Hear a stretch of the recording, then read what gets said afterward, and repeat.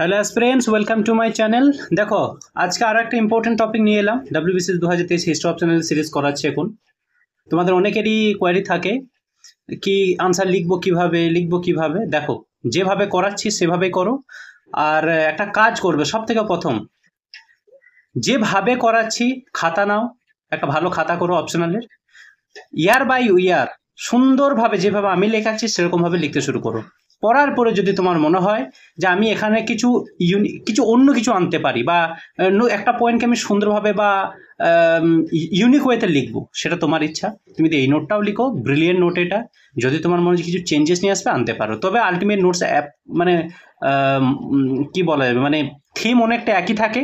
হ্যাঁ, কেউ অ্যাক্টিভলি লিখছে, কেউ প্যাসিভলি লিখছে, এরকমই ব্যাপার। বাট মোরলেস প্রত্যেকেরই, মোহাম্মদ বিন তুগলক ট্রান্সফার ক্যাপিটাল করেছিল, এটার উপরে যখন তোমাকে লিখতে বলা হচ্ছে, অনেকেই ট্রান্সফার ক্যাপিটাল কেন করেছিল এবং তার ইম্প্যাক্ট লিখবে। এটাই তোর ultimate the demand of the question. সবাই লিখবে, তুমিও লিখবে, তারই মধ্যে চেষ্টা করবে কিছু ইউনিকনেস নিয়ে আসা।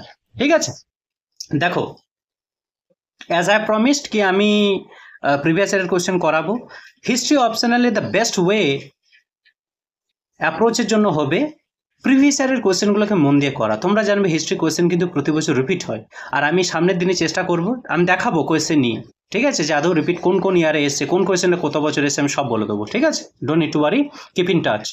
দেখো, give an account of the Muhammad bin Tughlaq's project for the transfer of capital. Would you say Sultan was a visionary leader? তোমরা জানবে মোহাম্মদ বিন তুগলক ওর ক্যাপিটাল রাজধানী চেঞ্জ করেছিল 1327 সালে, তাই তো? দৌলতাবাদে নিয়ে গিয়েছিল বা দেবগিরি। তোমার মধ্যে সে কি ভিশনারি ছিল? এটাই হচ্ছে তোমাকে লিখতে বলছে। তো এটা লেখার টাইমে তোমাকে আগে মেনশন করতে হবে why he transfer this capital এবং তার প্রভাব। ভালো হলে আমরা ভালো বলবো, খারাপ হলে আমরা খারাপ বলবো, তাই তো? দেখি কি বলছে। Muhammad bin Tughlaq was the second ruler of the Tughlaq dynasty in Delhi. Delhi সুলতানের দ্বিতীয় রুলার তুগলক বংশে, সেটা হচ্ছে মোহাম্মদ বিন তুগলক। তোমরা জানবে তার বাবা গিয়াসউদ্দিন তুগলক, তারপরেই তার ছেলে বসে সিংহাসনে।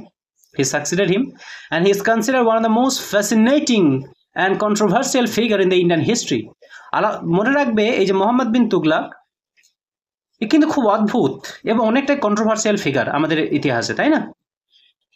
তাই জানবে হয়তো কি কি কারণ, সে কারণটা আমি এই ভিডিওতে বলছি না, আদারওয়াইজ এটা অনেক বেশি লেন্দি হবে।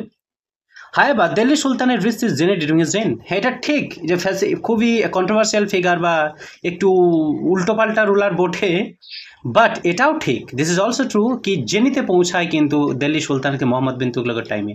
এবং এটাও ঠিক, it also marks the disintegration of the Delhi sultanates during his tenure. এর সময়ে আমরা দেখছি যখন হাইয়েস্ট জেনিতে পৌঁছাচ্ছে, তা পুরো টেরিটোরিয়াল এক্সপেনশন যদি বলি, আবার মোহাম্মদ বিন তুগলকের টাইমেই দিল্লি সুলতানাত ভাঙতে শুরু করে, ঠিক না? Muhammad bin Tughlaq transferred his capital from Delhi to Daulatabad, Devgiri in Maharashtra in 1327. See the reason are as follows. 1327 সালে মোহাম্মদ বিন তুগলক তার রাজধানী চেঞ্জ করে, পরিবর্তন করেছিল দৌলতাবাদে, দেবগিরি, মহারাষ্ট্রতে। দেখো কেন, কারণগুলোকে এবার আমরা মেনশন করব। Number 1, strategic location. Daulatabad is situated in Maharashtra, easy access to the Deccan plateau and southern India. দৌলতাবাদের অবস্থান কোথায়? মহারাষ্ট্রতে। তার সাথে কি এটা সমগ্র ডেকান প্লেটুকে এবং সাউথ ইন্ডিয়াকে ইজি অ্যাক্সেস করা যেতে পারে, তাই না? মহারাষ্ট্র হয়ে যাবে এবং খুব ভালো সে মানে করতে পারবে, অ্যাডমিনিস্ট্রেশনে হেল্প করবে, তাই না? শাসন ব্যবস্থা ভালো চালাতে পারবে এবং অনায়াসে এই ডেকান থেকে বাকি টেরিটরিগুলোতে যাওয়া যাবে, বিশেষ করে ডেকানে। Territorial expansion. Daulatabad was the capital of ইয়ারাবা kingdom which Tughlaq had conquered. এর প্রিভিয়াসলি আমরা দেখেছি এর আগে, তুগলক কিন্তু এই ইয়ারাবা কিংডম থেকেই এটা ক্যাপিটালটাকে কনকোয়ার্ড করেছিল, দৌলতাবাদকে। এবং এটা কিন্তু অনেকটা ইনএভিটেবল করে, এটা অনিবার্য ছিল, সার্টেন ছিল যে সে কি করবে না, ডেকানকে কন্ট্রোল করার জন্য মানে করতে তো হবে কিসের জন্য? টেরিটোরিয়াল এক্সপেনশনের জন্য। যেহেতু তোমরা জানবে মোহাম্মদ টেরিটোরিয়াল এক্সপেনশনেও বিশ্বাস ছিল, তো এর ফলে ডেকান কন্ট্রোলটা অনিবার্য ছিল। এবং যে ডেকান কন্ট্রোল তুমি করবে তার জন্য তোমাকে দৌলতাবাদে শিফট করলে কত সুবিধা হয়, মানে সমগ্র ডেকানে তুমি আরামসে হাত পা ছড়াতে পারবে, ঠিক না? কন্ট্রোল ডমিনেন্স ভালো রাখতে পারবে, মজবুত রাখতে পারবে। Getting read of Mangal threats. ওই একই টাইম করে তোমরা জানবে সেই টাইমে কিন্তু মঙ্গল থ্রেটস কিন্তু চলছে, ঠিক না? Mongols could easily invade Delhi from the north. উত্তর থেকে যখনই আসবে দিল্লি কিন্তু এরা অনায়াসে ইনভেড করতে পারবে, ঠিক? Daulatabad was comparatively safer because it is far from the Mongol invasion routes. Mongol invasion route থেকে অনেকটাই দূরে কিন্তু দৌলতাবাদ ছিল, এটা অনেকটা সাউথের দিকে। এর ফলে একটা সেফ লোকেশন। মোহাম্মদ বিন তুগলক ভাবলো ওখানে চলে যাই, তাহলে বেঁচে যাবো, অত ইজিলি আমাদের উপর রেড করতে পারবে না। নাম্বার 4, ইকোনমিক প্রসপারিটি, অর্থনৈতিক সমৃদ্ধি, প্রসপারিটির জন্য। Daulatabad was a major trade centre with connection to the Arabian sea and the Malabar coast. তোমরা জানবে মহারাষ্ট্রের দৌলতাবাদ ইম্পর্টেন্ট কিন্তু ব্যবসা বাণিজ্যর কেন্দ্র। এটা আরাবিয়ান সিটাকে কানেক্ট করছে, এটা মালাবার কোস্ট কেরালা এটাকে কানেক্ট করছে, তো কত সুবিধা হবে জানো ব্যবসা বাণিজ্য প্রসপারিটির জন্য। দেখো, এন্টাইজ বা the next, enticed by the enormous wealth and resources of the Deccan Plateau। আর কি, ডেকান প্লেটুর যে অর্থ সম্পদ, প্রচুর অর্থ সম্পদ, এর ফলে কিন্তু মোহাম্মদ বিন তুগলক এন্টাইজড হয়, তার মানে ইমপ্রেসড হয়, প্রলোভিত হয়ে যায়। এটা আর একটা কারণ, ইকোনমিক প্রসপারিটির জন্য সেই যায়। 5 হচ্ছে অ্যাডমিনিস্ট্রেটিভ রিঅর্গানাইজড। মোহাম্মদ বিন তুগলক শাসন ব্যবস্থাটাকে পুনরায় রিঅর্গানাইজ করতে চেয়েছিল। এর জন্য দৌলতাবাদকে সে চুজ করেছিল, ঠিক আছে। তার মতে এটা অনেকটা সেন্ট্রাল লোকেশন হবে এবং তার যে ভাস্ট টেরিটরিজ, বিশাল যে তার যেই মানে টেরিটরিগুলোকে, এলাকা, সেটাকে সে কন্ট্রোল করতে পারবে, নিয়ন্ত্রণের মধ্যে রাখতে পারবে। He wanted to assert his authority and created a new imperial capital. Daulatabad was renamed to express its new status. Earlier it was Devgiri. পুনরায় যেহেতু তার অথরিটিটাকে, তার যে কর্তৃত্ব, সেটা বাকিদের উপর স্থাপনের জন্যই সে নতুন করে একটা ইম্পেরিয়াল ক্যাপিটাল বানিয়েছিল। দৌলতাবাদকে পুনরায় নতুন নাম করা হয় এবং যাকে সিটি অফ ফরচুন আমরা বলি, তার মানে ভাগ্যের শহর বলা হয়। এবং এটার যে স্ট্যাটাসটাকে এক্সপ্রেস করার জন্য, তাই না, ক্যাপিটাল করা মানে কি, সেই জায়গাতে একটা গরিমা বাড়ানো, একটা স্ট্যাটাস বাড়ানো, তাই না। এর আগে তোমরা জানবে দৌলতাবাদের আগের নাম ছিল দেবগিরি, তাই না, সেটাই পরবর্তীকালে দৌলতাবাদ করা হয় তার টাইমে, সে করে এবং সেটাকে ক্যাপিটাল বানায়। এবারে আমরা দেখলাম কেন, why he transferred is capital to Daulatabad from Delhi, এটা আমরা কারণ দেখলাম। এবার দেখবো আমরা প্রভাব, ইম্প্যাক্টস। ওয়েস্ট অফ রিসোর্সেস, সব থেকে যেটা প্রথম গুরুত্বপূর্ণ পয়েন্ট, সেটা হচ্ছে সম্পদের অপচয়। দারুণ রকম সম্পদ এখানে নষ্ট হয়। This whole process of transferring capital change twice impacted adversely resources, revenue manpower and time. দেখো, এই যে দুবার যে ক্যাপিটাল যে পরিবর্তন, দিল্লি থেকে দেবগিরি, আবার দেবগিরি থেকে দিল্লি, দুবার যে রাজধানী পরিবর্তন, এর ফলে সুলতানের অর্থ সম্পদ, তার যে ম্যান পাওয়ার এবং তার টাইম, এই সবের ওপর কিন্তু খুব খারাপ প্রভাব বিস্তার করে। দারুণ। লস অফ লাইফ, অনেক প্রাণহানি ঘটে, মানুষ মারা যায়। The distance from Delhi to Daulatabad was 1400 kilometre.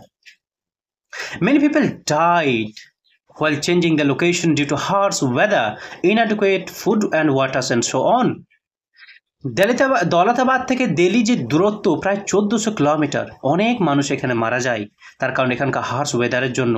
হ্যাঁ, এছাড়া খাবার এবং জলের যে ইনঅ্যাডুকুয়েট, অর্থাৎ অপর্যাপ্ত খাবার এবং জলের জন্য, সাফিসিয়েন্ট ছিল না, এবং আরও অন্যান্য কারণের জন্য কিন্তু মানুষ মারা যায়। এছাড়া in fact while staying Daulatabad many lost lives due to disease and epidemics like cholera, small pox. এমনকি দৌলতাবাদ, এটা শোনা যায়, ইট ইজ হার্ড, যে দৌলতাবাদে থাকাকালীন সেখানে কলেরা, স্মল পক্সের মতো এপিডেমিক্স ছড়ায় কিন্তু, এবং তার ফলে মানুষ মারা যায়, অনেক মানুষ মারা যায়। Many people died. Administrative chaos, শাসন ব্যবস্থায় বিশৃঙ্খল পরিস্থিতির সৃষ্টি হয়, বিশৃঙ্খল শাসন ব্যবস্থা। The transfer of capital led to administrative chaos and disruptions of the empire's governance। রাজধানী যে পরিবর্তন, এটা কিন্তু শাসন ব্যবস্থায় বিশৃঙ্খল পরিস্থিতি সৃষ্টি করে, তার সাথে সুলতানের গভর্নেন্সে। তুগলাক's reputation, the failed Daulatabad experiments and subsequent return to Delhi within 8 years, 1327 to 1335, it damaged brutally Muhammad bin Tughlaq's reputation legacy। দেখো, সুলতানের কাছে, সুলতান যখন কোনো পলিসি নিচ্ছে, সেই পলিসির কিছু অল্প সময়ের ভিতরে যদি আবার থেকে ফেরত নিতে হয়, তার মানে সুলতানের রেপুটেশন তো একটা ঘাতও লাগবে, তাই না, ঠিকঠাক একটা আঘাত তো হানবেই। এর ফলে সুলতানের কিন্তু তার যে রেপুটেশন লেগেছি, দারুণভাবে কিন্তু ব্রুটালি ড্যামেজড হয়। এবার আমরা কনক্লুশন দেখব, ঠিক আছে। কনক্লুশনে দেখো, আমরা ইম্প্যাক্ট পড়ে নিলাম। এবার আমরা প্রশ্নের যে ডিমান্ড, শেষ কোয়েশ্চেনটা, তুমি কি তোমার মধ্যে থেকে ভিশনারি? দেখো, আমি যা যা পয়েন্ট লিখলাম আমি বুঝিয়ে দিলাম অ্যাকচুয়ালি তিনি কেন করেছিলেন এবং তার প্রভাব কী। তো আলটিমেটলি আমরা কি দেখছি, ডিজাস্টার প্রমাণ হলো, লাভ তো কিছু হলো না, উল্টো ক্ষতি হলো। এই কনক্লুশন তোমরা নিজেদের মতো করেও দিতে পারো। কনক্লুশন মানে কি, তুমি কি বুঝলে এটার মধ্য দিয়ে, তাকে তুমি কি রূপে দেখবে, তাই না? The idea of transferring capital to change ultimately prove to be are disasters. রাজধানী পরিবর্তনের এই যে ডিসিশনটা আলটিমেটলি কি প্রমাণ হলো, ভয়ঙ্কর পরিস্থিতি, খুব খারাপ ডিজাস্টার পরিণত হলো। Tughlaq's impulsive and ill concept decisions were another causes behind the decline of the Delhi sultanate. শুধু তাই নয়, এতটাই খারাপ ডিসিশন তোমরা জানবে, দিল্লি সুলতানের ডিক্লাইনের পেছনে, তার অবনতির পেছনে, তার ধ্বংসের পেছনে এই সুলতানের মোহাম্মদ বিন তুগলকের একটা অসংবেদনশীল এবং এমন একটা ডিসিশন যেটা সে দুবার ভাবেনি এমন নিয়েছিল, ইল কনসেপ্ট ডিসিশনের ফলে কিন্তু ডিক্লাইন ঘটে। তোমরা জানবে during his tenure in 1336 many regional kingdoms declared their independence. Among them, Harihar and Bukka founded Vijayanagar. 1347, the Bahmani was founded by Hassan Gangu. তাই না?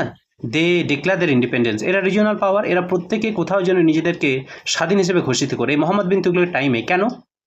তার কারণ মোহাম্মদ বিন তুগলকের ইল কনসেপ্ট ডিসিশনের কারণে, ঠিক আছে?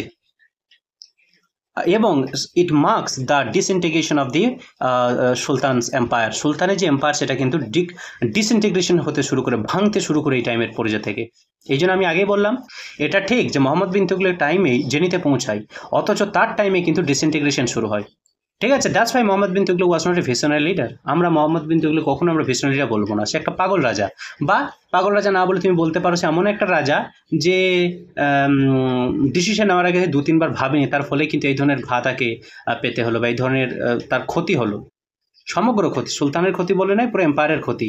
তার টাইমে কনক্লুশনে তুমি লিখতে পারো, তার টাইমেই তার এই ইল কনসেপ্ট ডিসিশনের কারণেই, তার ইনকম্পিটেন্সির জন্য অনেক রিজিওনাল পাওয়ার তারা নিজেদেরকে কি করে, ইন্ডিপেন্ডেন্স ক্লেম করে, স্বাধীনতা ক্লেম করে। এর ফলে কি ডিসইন্টিগ্রেশন শুরু হয়, তাই না? তুমি এই পয়েন্টটাও লিখতে পারো কনক্লুশনে, ঠিক? তো তুমি তোমার মতো করে কনক্লুশনটাকে দেবে, আমি বলেই দিলাম, ঠিক আছে? যে এর মধ্যে তুমি চাইলে যদি তোমার মনে ইউনিক নিয়ে আসবো, তুমি আনতে পারো, দ্যাট ইজ নাথিং রং। তবে কি হয়, একটা মডেল আনসার তুমি পেয়ে গেলে, কিভাবে লিখবো না লিখবো একটা সুন্দর নোটস তোমার হেল্পফুল হবে, ঠিক আছে? So thank you so much. আমি আরও সামনের দিনে কন্টেন্ট